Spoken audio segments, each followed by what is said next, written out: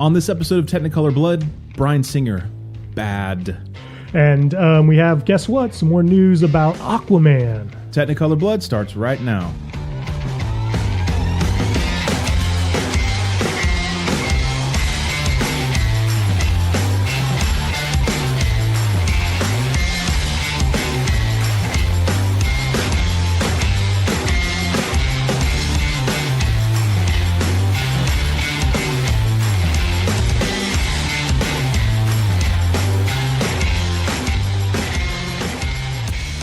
Technicolor Blood, we are back again. Happy you have joined us. My name is Chris. As always, I'm joined by Terrence. Terrence, how you doing? I'm doing good. How's everybody out there?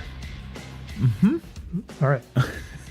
All right. So we always start out with talking about any movies that we've seen recently. Terrence had already talked about this one a bit at length a few weeks back, but I've finally seen it, so I want to talk a little bit about 8th Grade.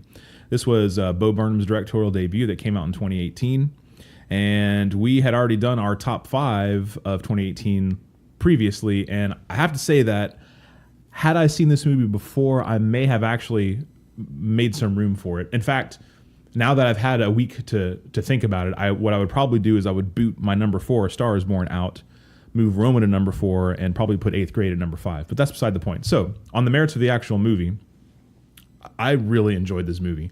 I was very surprised at how much of an emotional impact Bo Burnham got as a first-time director. I don't think that's an easy thing to pull off. Right. Elsie Fisher, I thought, was just brilliant, and I never say that about child actors ever. Like, if you listen to the show enough, you know that I think both of us are very skeptical about child actors. So after watching the movie, I thought to myself, well, clearly this girl was just kind of playing herself, you know, an 8th grader, which she obviously was. And so I read up a little bit about it. And it turns out that Elsie Fisher had actually just had just finished 8th grade when this movie had started filming. So she clearly was in the right age group. She had all life experiences. But the thing that I read, which if true, absolutely floors me, is that apparently she is completely the opposite of her character in that movie. She's very extroverted. She's not introverted at all. And that just floored me because I thought she was so brilliant in this movie, right, playing the character she played. And I thought to myself, there's just no way that she's actually playing a true character here. She's just kind of, you know, riffing off of parts of herself, which I'm sure she was in some points. But just the fact that she is the opposite of that character in real life just absolutely floored me. So it kind of makes sense, right? Like, to be an actor, you pretty much have to be an extrovert. Like, you have to be willing to like stand up on stage and get everyone to look at you. Yeah. So I just did not expect someone of her age to be able to pull it together so convincingly. Yeah, she does a great job. So I was blown away by that.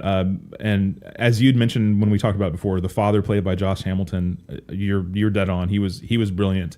I mean, there was one scene in the movie that just absolutely wrecked me. I'm not a parent, and I'm certainly not an 8th grade girl. Yeah. But that scene where, you know, they have their big talk at the end and they sort of, you know, reconnect, and she gives him a big hug. I mean, that scene just crushed me. Right. It was just so brilliant. Yeah. So I just wanted to put that out there. Like I said, we had already talked about it before, but I really thought that was a brilliant debut by Bo Burnham, and I will certainly be looking forward to his next one. So now that you've seen it, it gives me a chance to go back to a couple of the points that I made when I originally talked about it. And you actually have some context now for what I was saying. But do you remember one of the scenes in the movie that I was so impressed by from a directorial standpoint is that scene where they're driving in the car together, and, you know, she's kind of freaking out because she's about to meet new friends at the mall for the first time, and she's super nervous about how she's going to interact with them. And her dad's like trying to, like, he doesn't get what's going on, obviously, so he's trying to engage her in a conversation, and she's just, you know, kind of having this episode at the same time. And the way Bo Burnham directs that shot where he, like, you never see the dad in the shot.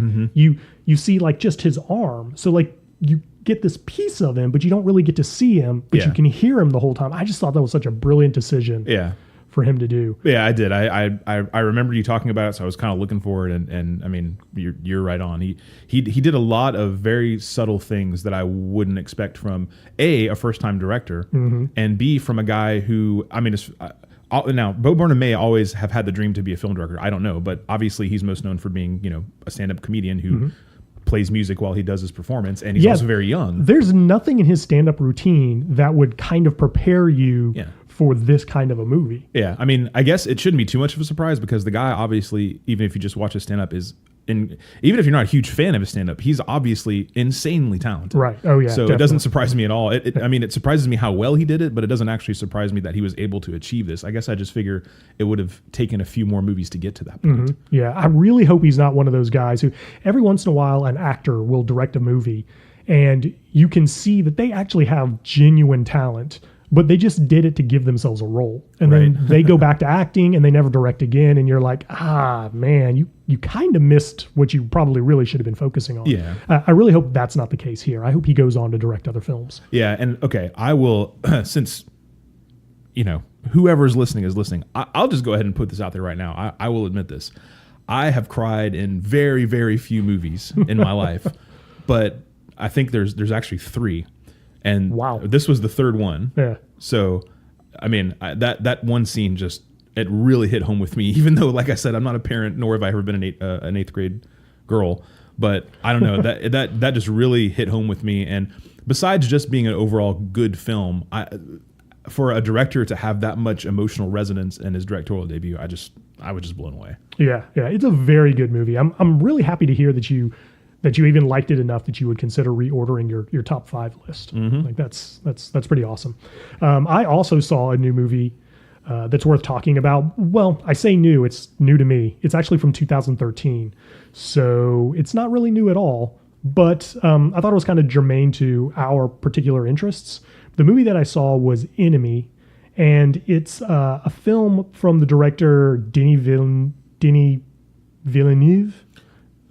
We struggled with his name. Solid attempt. In the past when we've talked about It's him. not so easy, is it, Terrence? No, it's not. And embarrassingly, I watched YouTube videos to find out how to pronounce it. I did too, the first time around, and I still screwed it up. Yeah, it ain't so funny now, is it? Yeah. All right. Well, fine. Originally, we talked about him because he had just directed Blade Runner 2049. Mm-hmm. And he's currently working on a new adaptation of Frank Herbert's Dune. Mm-hmm. He also did Arrival, if you weren't already going to throw that out. Yeah, I was going to kind of give you some context for where Enemy falls. Enemy falls pretty early in the American half of his career. So he's directed several films, I assume French films, prior to that. Then he came to the U.S. and he did a movie called Prisoners with Hugh Jackman and saw that one. Gyllenhaal. And then he made Enemy, and then after Enemy he made Sicario. Okay. And then Sicario. Arrival. So it kind of fits in there and kind of falls through the cracks because it's just Jake Gyllenhaal and kind of nobody else that you've heard of. Mm-hmm. But I wanted to see it because it kind of like fills a bit of a gap in that. And then, I'm a big fan of Dune, so I'm really looking forward to his version of Dune. So I just kind of wanted to like complete my collection of Denis Villeneuve's films. I just want a collection of us pronouncing French names. So anyway, it's a very French film, right? It's shot in Canada, but the rest of the cast are all French Canadian actors. Jake Gyllenhaal is kind of the only American in the cast, but he is the lead. He's the main guy, and it's one of those films. And these films kind of come along every few years, where you have a really artistic director who takes a script that is intentionally vague as to what it's really about or what's really going on. And they make it and you watch it. And at the end of it, you kind of have to puzzle out what was really happening in that film. Mm-hmm. And this is definitely one of those films. And it suffers from that critical flaw that 99% of these kind of films suffer from, which is no theory that you come up with completely works. Like there's always something in the script that breaks that concept. Mm. So the concept of this movie is that you have this sort of everyday college professor who lives this really mundane, dull life. And one day he's watching a movie and he sees an actor in the movie who looks exactly like him. Like it's his doppelganger, and he becomes obsessed with this guy and eventually goes and hunts him down. And that actor is also played by Jake Gyllenhaal. And it's beyond them being twins. They have the same scars on their bodies. Everything about them is a mirror image. Mm-hmm. And the film kind of shows how these two people take advantage of this. They both kind of turn out to be morally gray people. Okay. And interesting. They use this chance meeting as an opportunity to kind of find a way to manipulate, use, or abuse the other version of themselves. And then at the end of the film, you're sort of left with the question, you know, were there really two people? Was there just one person? Was there something else going on? There's visuals to suggest maybe some sort of sci-fi elements in like the loosest sense of the word, right? But none of them really fit, right? And so this actually just led me to have the bigger consideration of, like I said, every few years this kind of a movie gets made. But the one that stands out as being the best example of that is Fight Club, right? So that's a film where you had David Fincher, young guy at his peak. Yep. Right. So I guess obviously my description, you can't help but think made me think of David Fincher from the second you started. Yes. Yeah. You know, but the thing that's different about Fight Club to all the other movies like this is that Fight Club actually has like a theory that works. Sure. Like you can figure out what's going on, then you can go back and watch the movie and you realize that everything that's happening is supporting that. Right. Yeah. Right. You know, you can dig in deeper than that, but there is one working answer that checks all the boxes, and it's very fulfilling to the audience. Right. Then you've got a movie like Enemy where none of them do. You know, if you go back and watch this movie with any of your theories, there's going to be something that doesn't fit into place. And so it's an unsettling, kind of unfulfilling experience at the end of it. So the other director that comes to mind immediately is David Lynch. Sure. It feels like you're describing it. I felt like you were describing a more of a Fincher type of movie until the idea of the fact that it's sort of ambiguous and you can't really make any theory work. And that is classic wheelhouse David Finch. Yeah. Definitely. I would say like this has a real Lost Highway kind of a vibe to it. Okay. Intrigued. I actually generally enjoy this kind of movies. I'm a huge David Lynch fan. I know you're not as big of a fan of Lynch as I am, so that very much intrigues me. So I know you also weren't a huge fan of Blade Runner 2049. Yep. Obviously, you agree that it was visually stunning. Mm-hmm. Was this another sort of early? Was this more of a? Did he do well with the visuals in this? Even though this is kind of before he hit his stride with more popular movies. Yeah, it is. It is a truly gorgeous film to look at. Great. And it's clearly a micro-budget film. And, you know, you can kind of tell a really talented director because they can take a small-budget movie and make it feel like it had a larger budget. Right, yeah. He seems to be actively working the opposite way in this film. Like, he wants you to think... Like, so the film is shot in Toronto, I believe. Okay. And they go to incredible lengths to never... if at all possible, with the exception of one location, to never show another human being anywhere in the city. So there's so many shots of just characters traveling through this massive modern urban metropolis, and it just feels utterly desolate, right? Now, you know, with a micro-budget film, that's because you can't afford to have extras. You can't afford to go lock up streets to film scenes and stuff. But this film is so gorgeous and he's such a talented director, you know he could cheat his way around that. So you would never think of that. So it's almost like he leans into it. He's like, well, I don't have a budget. So everything that should be a negative, I'm instead going to make it an artistic decision and take it to the next level. And from that standpoint, it's fascinating to watch him work. And, you know, one of my issues with Blade Runner 49 is that though a gorgeous film, it's gorgeous in a very different way than the original. Like his beautiful filmmaking is not in the vein of like a Ridley Scott, but it's very much in the vein of like Sam Mendes. Like watching this film feels so much like watching a Sam Mendes film. Like, I mean, both in the style, but just like the colors he uses, the lighting he uses, like it could be part of a larger conversation, but just right now, I think we're almost at the peak of what filmmakers are doing with lighting in the color filmmaking era, right? You know, you watch old black and white movies and lighting was what they had to play with since they didn't have color. So it was like next level stuff. And just for decades, color films, no one really did a whole lot with lighting. And I think it's only now that you're starting to see these filmmakers coming along and just playing with lighting in really, really interesting and compelling ways that help tell the story. And there's a lot of that in this film. Maybe backing off of the visual effects a little bit, but pushing the foundations of early filmmaking a little bit more, the things that made it what it was when it started as an art form. I think that's probably a good way of putting that. So I would say if you have an interest in filmmaking or you just want to watch a really beautiful film, this is totally worth watching.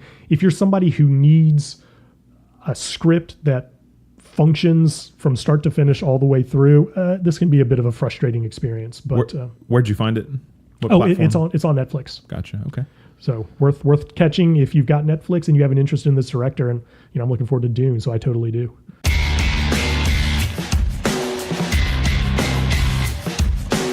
Talk about a few news items here. So the Academy Award nominations came out this past week. We'll just hit on this pretty quickly because we're going to have basically a month of, or maybe 2 months. I'm not sure when the actual ceremony happens, but there's going to be all kinds of speculation. And we're not really about award shows, but it's worth noting. So, Best Picture nominations, I'll just run through them real quick. Black Panther, Black Klansman, Bohemian Rhapsody, The Favorite, Green Book, Roma, A Star is Born, and Vice. Do you have a gut feeling on, is there a favorite, you think? I don't really think, I don't feel like there's a favorite. The two movies that had the most nominations just overall were The Favorite and Roma, each had 10. I'm starting to sort of sense a bit of a groundswell for The Favorite. As the favorite. I guess maybe the default favorite you might say is Roma.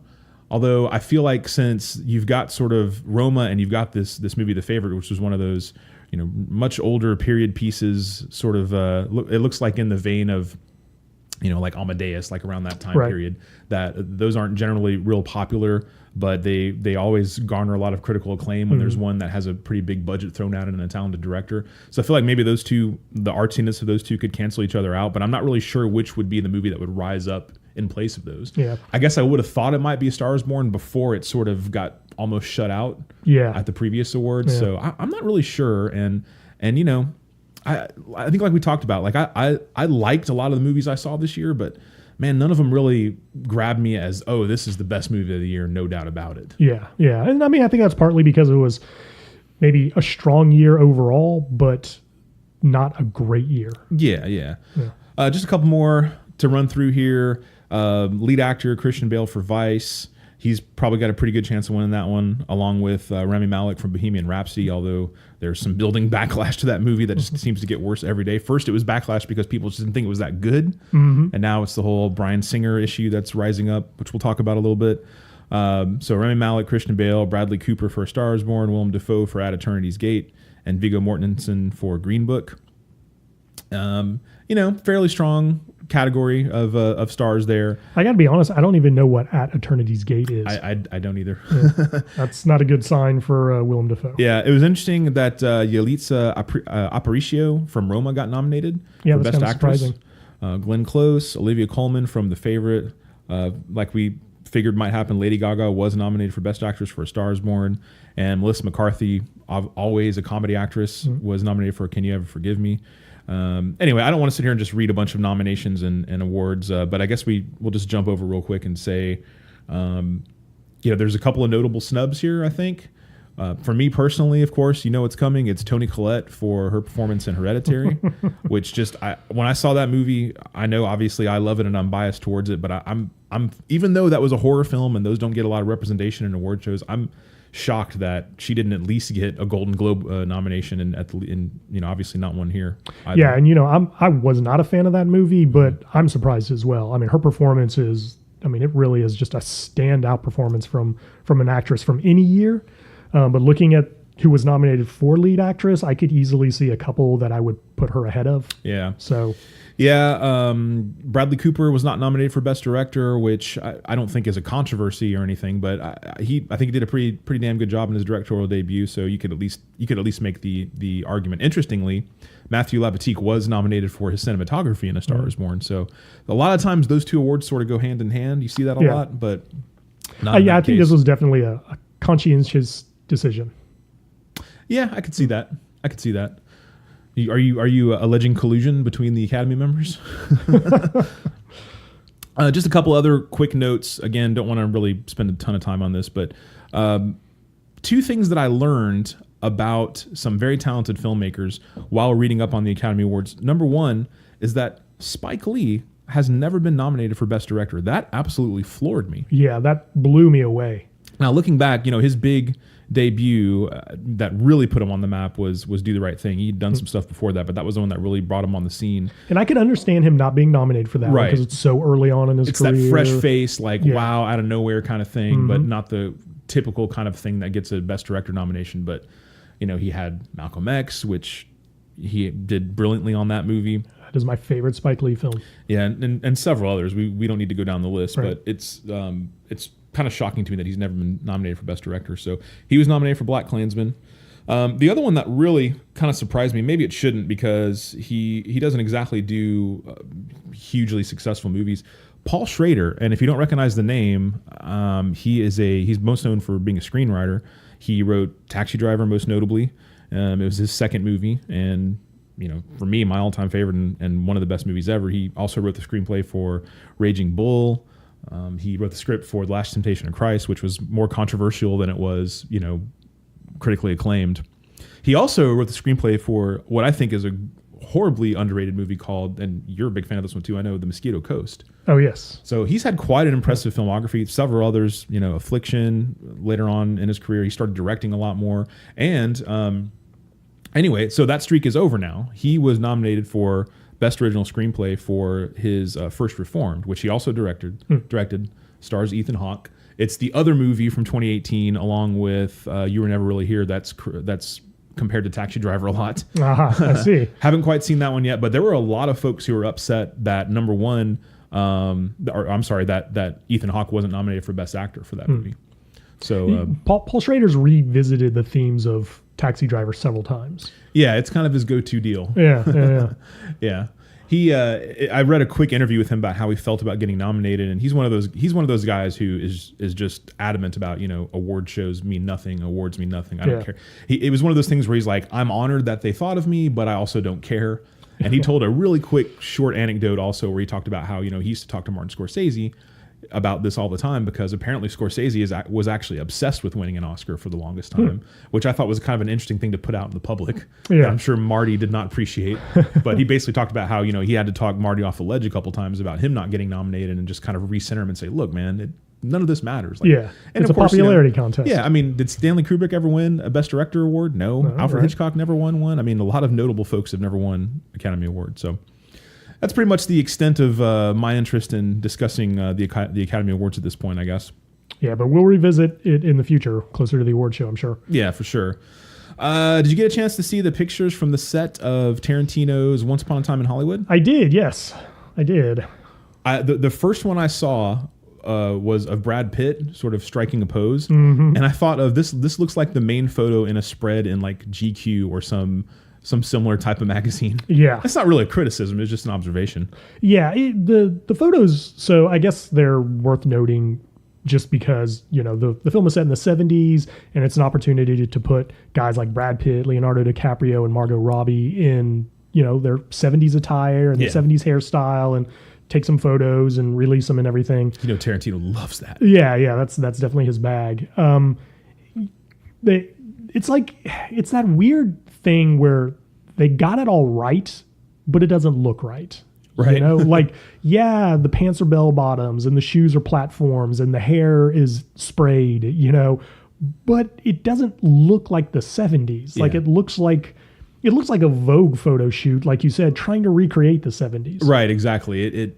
It's like they took the most, I don't know if stereotypical is the right word, from fashion and haircuts and eyewear and said, okay, each character is going to have, the stereotypical 70s look.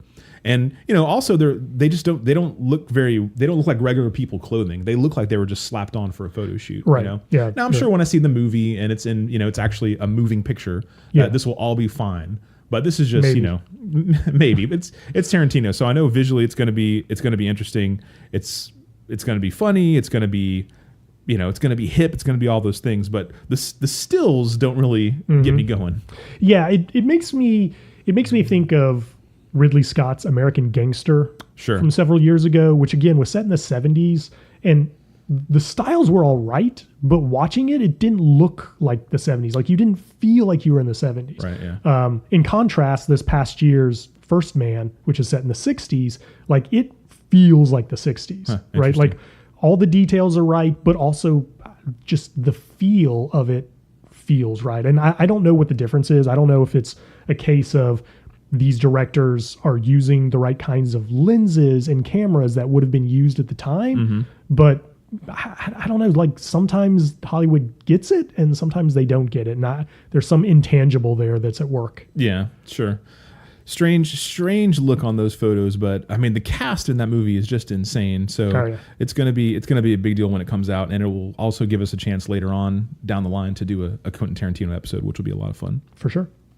All right, so not really sure where this fits in, but I did see the news that Netflix is going to be joining the MPAA, the Motion Picture Association of America. For those that don't know, Motion Picture Association of America is basically a trade association. It only has, I believe, 6 members, which is the 6 major studios, and the one that's being absorbed by another studio, it's leaving. I think 20th Century Fox is going to go away, and they'll add Netflix.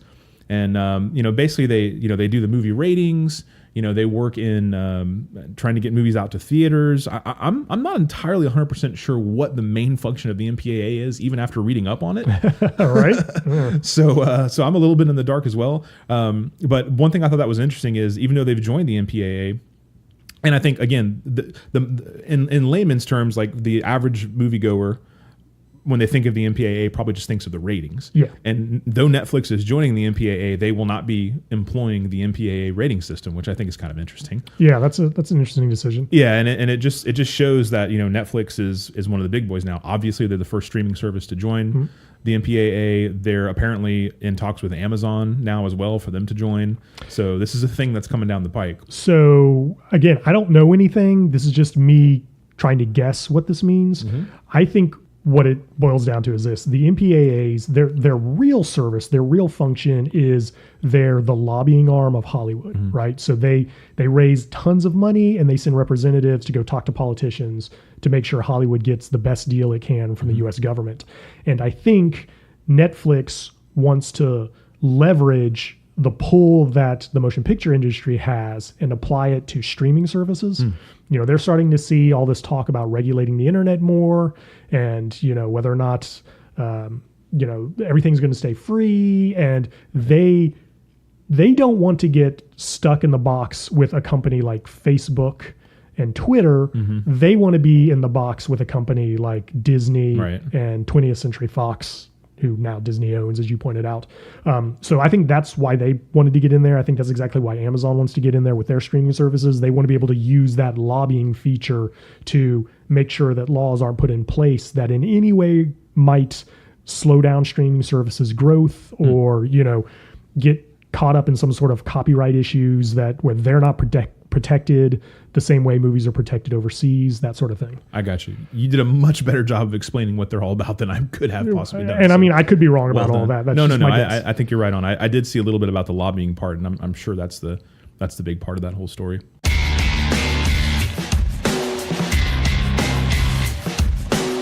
Bryan Singer. How the mighty have fallen. Bad. So Bryan Singer, I know that by now you guys are all familiar with who he is and what's going on with him most recently. But let's touch on it. Yeah, but just real quick, he's best known for he directed The Usual Suspects, Apt Pupil, X-Men, X2, which at the time was my favorite superhero movie or comic book movie ever at the time until others came along. The horrible Superman Returns, He did Valkyrie with Tom Cruise and a handful of other movies. Most recently, Bohemian Rhapsody. So, a lot of controversy with him. It turns out that The Atlantic has been, I don't want to say sitting on this article, but they've been working on this article for, I guess, the better part of a year now. So this was originally going to be published by Esquire. Okay. So in past episodes, we've talked about this upcoming Esquire article that Hollywood was just dreading the drop of. And for whatever reason, Esquire got cold feet and backed out of publishing it. So the guys who wrote it just took all their research and their story and went to the Atlantic, and the Atlantic was like, yeah, we'll run that. I'd really love to hear Esquire's explanation for that. I would too, because it feels a little bit like maybe trying to protect him. I mean, just to we'll bounce back to that portion in a second, but the gist of the story is there's over, I believe, 50 eyewitness or 50 witness accounts that have been sourced for this story that talks about Bryan Singer. There's no easy way to say this, having sex with underage boys. Yeah. So these weren't like little children. They were there was a 15-year-old, there was a 17-year-old, one that he had a tryst with, I guess, in a Beverly Hills mansion. One, I think, was on the set of one of his movies. Mm-hmm. There was one that was a 13-year-old boy. He's the only one who's actually public about this. He was an extra, I believe, on the set of Apt Pupil and says that Bryan Singer fondled him. Yeah, he was literally a student at the school they were shooting at. Right. And Bryan Singer ran into him in the men's room and said, "Hey, you're very handsome. Would you like to be in the movie?" Ugh. And then the scene that he put him in was a locker room scene where that kid was wearing nothing but a towel.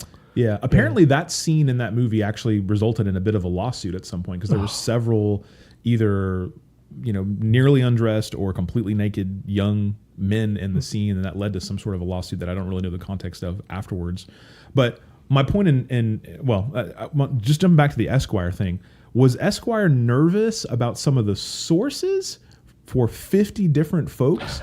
Because this really reflects horribly on them if they just jettison this because they, I guess, didn't want to be involved in the story or whatever. I mean, why would you protect Bryan Singer, him or any other director? Yeah, I have no idea, but in the way everything is interconnected in corporate America these days, I would not be surprised to find out that the parent company of Esquire is somehow tied to the parent company of one of the studios that Bryan Singer has made movies for. Right. Or something, and somewhere along the way, somebody told somebody else, no, don't do that. So the obvious immediate reaction to that is, well, his career's finished. You would think. However, he apparently is still going to direct a reboot of Red Sonja. Red Sonja was a movie from the 80s that was essentially, I think, an attempt to make a female Conan the Barbarian. That's right. The best way to put it. Yep. And he apparently is still going to direct that. That's the story. But I don't believe that movie's even been cast yet, and I'm almost 100% confident in saying that he will not direct this movie. Yeah. There's just no way that anyone with a name is going to attach themselves to this movie. So they may saying, oh yeah, he's keeping his gig, but he's not going to keep his gig. No, yeah, there's no way at all. And even if somehow he's able to clear himself of all of this, which is unlikely, but even if he can, it's going to take him years to do that. And let's talk about the year 2018 and now into 2019. James Gunn tweets about sex with underage boys or with underage children. That was what got him canned. He loses his job entirely.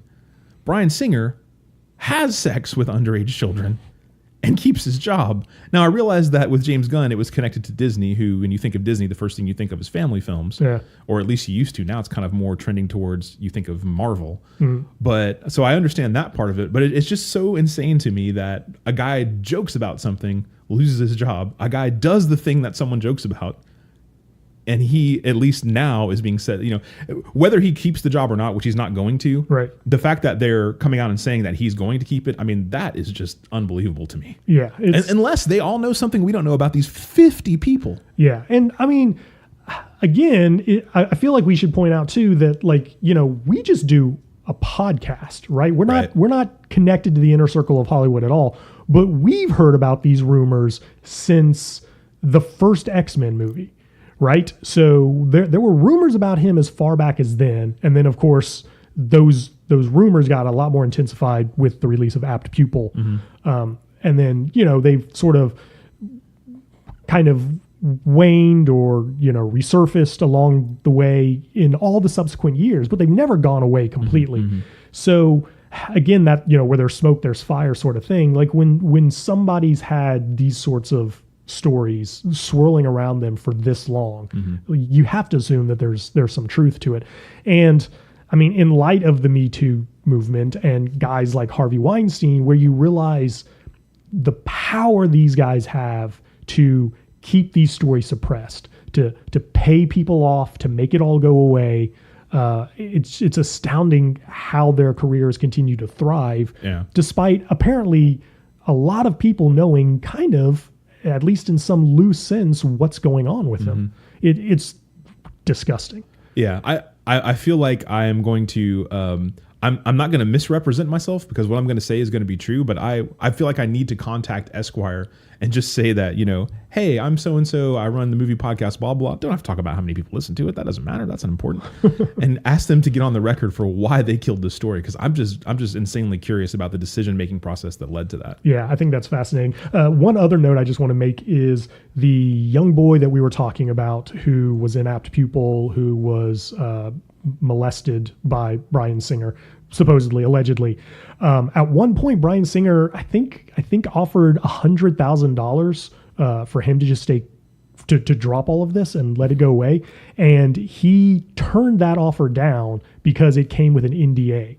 So he didn't want to be able to not warn other people about this. So he turned down $100,000. Wow. And, here we are today. He's, still fighting for some sort of recognition or some sort of acknowledgement of all of this. And he's one of the chief witnesses and quoted in the story.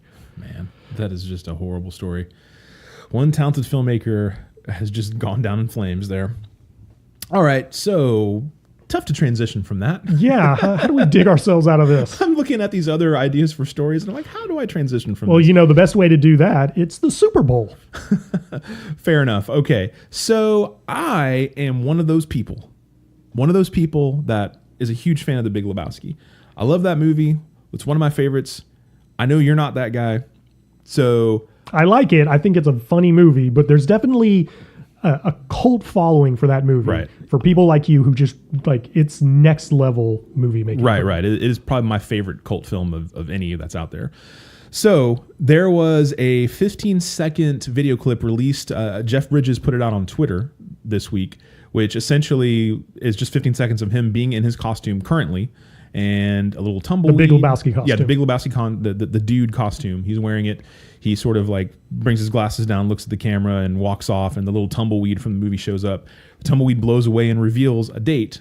And at that point, I didn't know what that date represented. But of course, the intention there is to get everyone excited about the possibility of a Big Lebowski sequel. Sure. And then I find out that the date that was revealed at the end of the clip is actually the date of the Super Bowl. Dun, dun, dun. So now I'm because I was very excited. Well, sort of. I don't actually want there to be a sequel to that movie. Yeah, it can't live up to it. Right.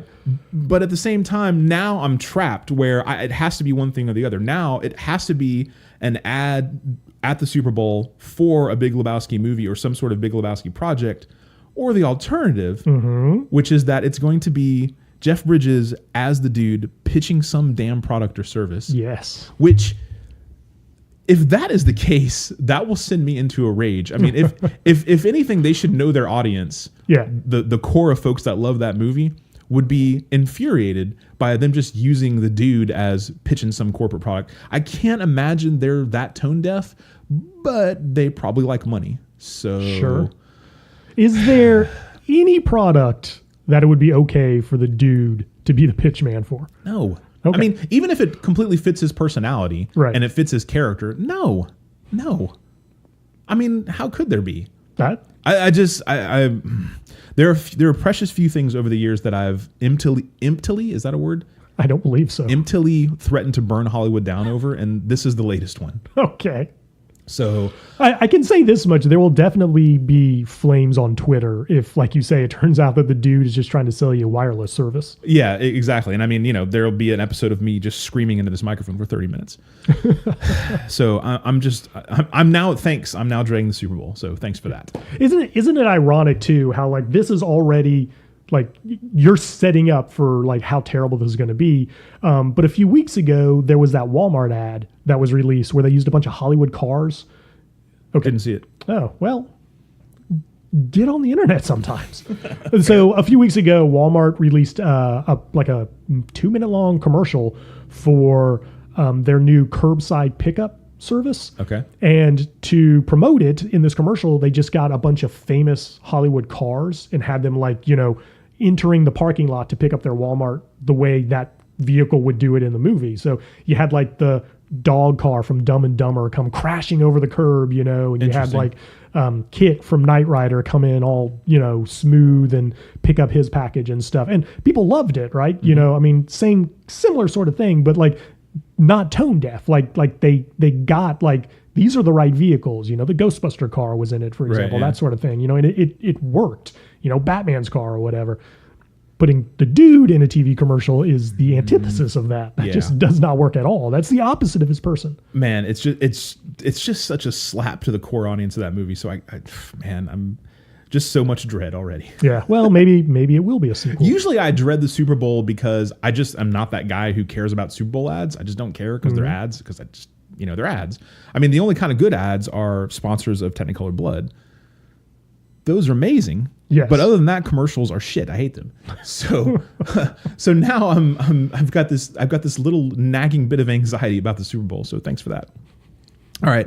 Why don't you save me from this tailspin and talk a little bit about Chris Nolan's next movie? Okay, so Chris Nolan now has a release date for his next film. It will be released in July of 2020. That's pretty exciting. That's just around the corner. We're all looking forward to it. The weird thing is, there are no details to it at all. We don't know what the movie's about. We don't know who's in it. We know nothing about it at all. The one piece of information we have beyond just the release date is that it will mimic the way they released his previous film, which was Dunkirk, which is to say that it's going to have a really, really strong IMAX release schedule. Very few movies are shot in IMAX because it's A, expensive, and B, it's technically a lot more difficult than shooting a movie traditionally. So it's not a really common format for people to shoot films in. Chris Nolan loves it. He's a big fan of it. So he tries to shoot at least a portion of every film he does, if not the entire thing, in IMAX. And anyway, that's all we know about his new project. He's going to be doing it again. And it worked so well with Dunkirk and was successful for the IMAX franchise that they're excited to mirror that again for his new film. So related tangent, I'm going to be real curious to see, like you mentioned that Chris Nolan at least shoots parts of his movies in IMAX. The Dark Knight was one of those, right? Yes. So I'll be really curious when this movie comes out. I want to do a search for behind the scenes photos of The Dark Knight to see the rig for the IMAX camera, and what it's going to look like when it's shooting, presumably in 2018, 2019, leading up to that release in 2020. See if the technology has progressed. Yeah, I want to see, because I remember the behind the scenes photos of The Dark Knight where I think they were outside they're outdoors with the Batmobile, and I mean the rig was ridiculous. It was this huge thing. So I'm really curious to see how that may have changed over at the time will be 10, 12 years. Yeah. I remember an interview with the cinematographer on that film, and he was addressing the question of why are only certain sequences in IMAX? Why not shoot the entire movie in IMAX? And he said the difficulty there is the IMAX cameras are so loud that you can't record clean audio for dialogue. Okay. So there's no way to just shoot, a conversation using IMAX cameras. Back then. Yeah, back then. Okay. So they would have to dub all the dialogue. Exactly. Interesting. Okay, Aquaman 2 is going to happen. No surprise there. Yeah, I don't think it's possible to go a week without having a little conversation about Aquaman. Yeah. Right? Came out of the blue, made a ton of money. Neither one of us liked it, but apparently we are the only two people in the world who did not. Everyone else loved it and went and saw it multiple times. It's made all the monies. And of course, a sequel has already been greenlit. Here's the interesting caveat to that. The director of Aquaman, James Gunn, has not yet signed on to the project. So what's that all about, you might ask? I kind of bring this up because a lot of websites have talked about that, and they've made it more ominous than it really is. They've tried to kind of blow it up to be, suggest that there might be some drama behind the scenes or something like that. And it's nothing like that. James Wan has just said, look, I'm totally happy to make this movie, but I'm not going to sign on to the project until I've seen a script that I like. And that's something that used to be real common. That used to be the standard refrain from every director going into a sequel. Not anymore. Now studios lock directors up for multiple pictures at one time. So they're going to direct the movie regardless. Now, James Wan is going to direct Aquaman 2, no matter what happens. I mean, the first one didn't have a very good script. That didn't stop him. Yeah. But that's basically the sticking point. He just wants to see a script, and maybe there's a negotiating ploy for money in there too. I don't know. Yeah, all I get out of that is that James Wan is going to wait on a script that is equal to or better than the original Aquaman script. And I can't really wrap my head around that. It reminds me of the Indiana Jones movie that never happened. The fourth Indiana Jones movie. Right. Where for years, the movie was held up because allegedly of a script. Harrison Ford liked the script, but Steven Spielberg didn't. Steven Spielberg liked it, but George Lucas didn't. George Lucas liked it, but Harrison Ford and Steven Spielberg didn't. So they couldn't all agree on a script. So when they finally agreed on a script, it was the worst abomination ever put on film. And I maybe my most hated movie ever. I don't know. Right. Even though it did not actually happen. So it kind of reminds me of that. This idea of like, oh, we're going to wait for the script. Sure you are. You're waiting for the paycheck, buddy. Let's cut through the bullshit here. This reminds me of a quote I once read from Brent Spiner, who plays Commander Data in Star Trek The Next Generation. And he was talking about Star Trek Nemesis, which is the worst Star Trek film ever made. The script is a train wreck of a disaster. And he has this quote where he was like, yeah, so we had a script that Patrick Stewart really liked, but the director didn't like. So then we had a script that the director really liked, but then the studio didn't like. He's like, so in the end, we just made a script that nobody liked. Yeah, that Nemesis takes me back to a time when it was younger you and I, so filled with hope. Yes. And we saw the trailer and said, hey, this actually looks pretty decent. And then we saw the movie and just drank ourselves to sleep that night, I think. Yeah, in Separately, some of course. ways, that movie is to entertainment for us what 9/11 is to the rest of the world. Okay, so Chris Pine has said that he's going to be done with his character in Wonder Woman after the 1984 picture that comes out in 2020. Yeah. And I mean, he's not beating around the bush at all. He's like, I think I'm done with that after this film. Yeah, I mean, it makes sense. He's a big star in his own right. So Yeah, he probably doesn't want to continue playing second fiddle, although that's a great role and he's great in that role. Sure. And he has a working relationship with that director, Patty Jenkins. She's also they team up on that new TNT show that's coming out now called I Am the Night. I Am the Night. Thank you for that save. Yep. So it's nothing that seems acrimonious at all. He's just ready to move on, which I totally understand. Yeah, the only thing that really is kind of surprising to me is why would you officially make that announcement before this film is released? Like, True, as yeah. part of the marketing for it, shouldn't you kind of tease out that, like, I don't know what happens to my character, so maybe I'm back, maybe I'm not, you know? Yeah. I don't know. Yeah, well, yeah, interestingly, I guess, that movie has been delayed from 2019 to summer 2020. So He might just be over it at this point. yeah, he might just be over it, and he's obviously got a lot of stuff going on. He's a big star in his own right. I already said that, but but yeah, he's regardless. I'm looking forward to the movie, and I'm sure that franchise is going to go on, long after he's gone from it. So Sure, absolutely.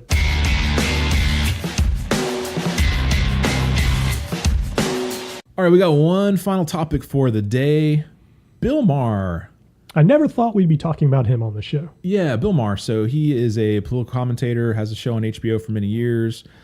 Probably the most controversial of the more liberal-leaning celebrities out there who have politically motivated talk shows. Yeah, he's has the behavior of like the far right commentator, but he's Right. on the far left. Right. So he famously before, I guess sometime during the Christmas holidays or whatever, made some blog post about what happened with. This all sparked up after Stan Lee died. You're probably better to talk this out than I am. Maybe, yeah. So he basically, right before his show, or I guess the day after his show, Like the finale of the show. The yeah, season finale, went or on whatever. to hiatus. Yeah, hiatus. There you go. He released a blog post where he was critical of comic book movies in the general sense, specifically very critical of comic book movie fans. And then somehow along the way sort of kind of took shots at Stan Lee as well. And then, rode off into the summertime.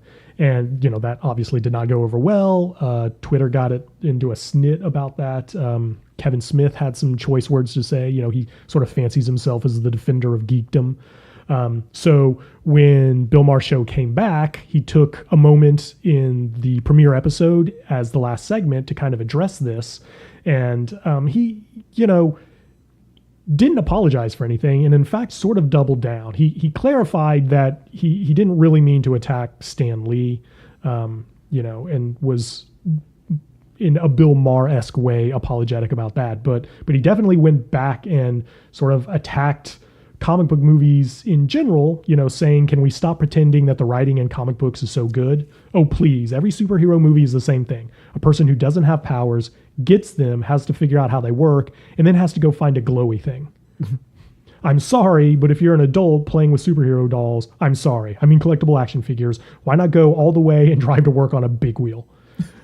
I mean, he kind of unloaded. He's got a couple other great quotes, but in the interest of time, I'll just skip over them. But he basically really seems to have an issue with the next generation younger than him and how they continued to take an interest in the things that they had an interest in childhood. Mm-hmm. They're still interested in comic books and Star Wars and that sort of thing. And that's a completely alien concept to him. And he's out there swinging and punching on his show about it. I mean, I didn't really have a problem with what he said, to be honest. I don't, it's not like I'm pledging my support for what he said, but it's just one guy's opinion, man. And I don't really begrudge him that. It is a little bit get off my lawn. It's a lot get off my lawn. Right. But I mean, I think his greater point was, and this, his greater point, I think, is really what the problem is, which is his original opinion came out when Stan Lee died, and his point, I think, was, why is everyone so upset when someone like Stan Lee passes away? Not against Stan Lee, but it's just what he stands for is just, basically he's saying popcorn fun, and that's the end of it. So why the big outpouring of sadness? That's kind of what I got from his original. And yeah, that's shitty, and the timing is horrible. But if his point is that there's a lot of folks who cling to their childhood and they cling to nostalgia, and that's kind of what they're all about in entertainment, I mean, that's not wrong. Well, I mean, okay, so I have 2 points to make in response to that. The first is, would he have that same opinion of Walt Disney? Right? Because, I mean, I think Stan Lee and Walt Disney make a pretty fair comparison. Sure. For one generation, here's the guy that created all the movies and the characters that they grew up loving. And when he died, there was national mourning about it. Walt Disney is beloved, mm-hmm. right? And Stan Lee is the person who created all of the characters and the stories that this current generation of people grew up loving and being fans of. Mm-hmm. Now he's passed away and people are heartbroken about that. Sure. So I don't understand why this is the moment for Bill Maher to choose to, drop his hammer on comic books and his displeasure with the adults who still continue to enjoy them. Actually, I do think I know why he chose this as the time to do that, right? I think Bill Maher is one of those guys who is so wrapped up in his political opinions that literally everything in the world is either proof that his opinion is right or the boogeyman that everything he feels strongly about needs to be pushing back against. And he just looked out and he's like, what's the biggest thing in the world right now? Oh, it's comic book movies. Well, let me figure out a way to make that, in opposition to my personal political beliefs. And that's, he's going to ride that horse until comic books aren't popular anymore. I guess I don't really see how it connects to his political beliefs. Well, I mean, his argument, actually, it goes back to something that he had said like a year or more ago, where he somehow likened the popularity of comic book movies and the people who like comic book movies to being one of the factors that led to the rise of Donald Trump as president. Yeah, that's a bit of a stretch.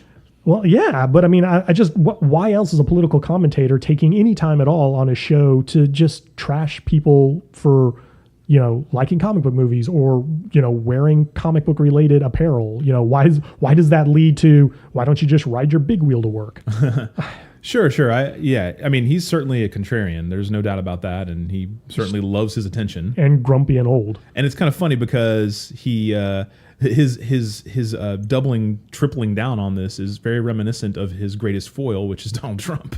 Yes. He's very Trump-like in that way and very old man Trump-like. Well, I mean, do you think that it's a calculated decision where he's like, if I can somehow connect the dots between comic books and Trump, that I might somehow tap into this audience that loves comic books so much? Well, I don't think so. I think just Bill Maher is an elitist, and he is one of the few, maybe the only person in pop culture that embraces being an elitist. He's one of those people that doesn't feel like he should have to apologize for, I guess thinking he's smarter than other people. and more well educated. So I think he looks at folks who spend their time reading comic books, adults that spend their time reading comic books and enjoying the movies, as people that should be reading a book or watching something more intelligent. Because he's actually, I've caught his show off and on a lot over the years, especially during the current political times, and he's not just comic book movies. Like, he's gone off on rants before where he's just basically like, yeah, no, I've never seen Breaking Bad. Okay, is that okay? Is it okay for me to not have seen Breaking Bad? Other pop culture things besides just comic books. So I think he's just got that snootiness about him that he feels like these folks should be feeding their brain more than just something from the comic books, which I agree with him if that's all you're about as an adult, but no one is. That's the problem. No one is just 100% their whole life is about comic book movies and comic books. So he clearly is just taking a contrarian thing. He's taking something popular, like you said, and going the opposite way, and then doubling down on it so his show gets more attention, so he gets more attention, and the whole thing becomes, what it is. And I mean, even for you, it's notable because I know you're not a big Kevin Smith fan, but when you're choosing between those two, you're choosing Kevin Smith. So I know how you feel about this. Yeah. And I mean, yeah. So I'm driven to defend Kevin Smith. That's not a good situation to be placed in. Right. Exactly. I mean, he even specifically singled out Kevin Smith in the rant that we're talking about from his most recent show about dressing like a child, which they showed the wide shot of Kevin Smith wearing a giant hockey jersey and jorts. So yeah, I think there's just a lot of old man contrarian stuff at play here. I think much like Donald Trump, if he would actually focus on, I think, what he means, like the true intention of what he's saying, and then stripped all the contrarian blowhard bullshit out of it, it actually would be a more salient and palatable point. But because he does it the way he does, it's just a mess. Yeah. Yeah. If he had approached it where it was, whoa, I'm sorry, I didn't make myself clear, let me try again. But he doesn't. He's one of those guys who's like, no, you didn't understand. I'm just going to bark it at you louder. Yeah. And you're just like, man, just shut up, old man. Like Donald Trump. He's very similar to that guy. Now that I think about it, over the years, when he's been embroiled in a controversy, he doesn't apologize. He doubles down. And you know what? I bet you both those guys hate Spider-Man. Yes, probably so. All right, guys, we appreciate you listening. As always, you can hit us up on Twitter at TechBloodPod, or if you got a couple of minutes to give us a review on iTunes, we would really appreciate that. That's a valuable currency in the podcasting world. So I've read. Thanks a lot if you stuck with us all the way to the end of this one. I know it was a long one, but there was a lot of stuff to talk about. Yep, always a lot of good stuff. And, we'd like to hear what you guys think about the whole Bill Maher comic book controversy, because I think there's meat on the bone for further discussions on that as we go down the line. Absolutely. Thanks a lot, everybody.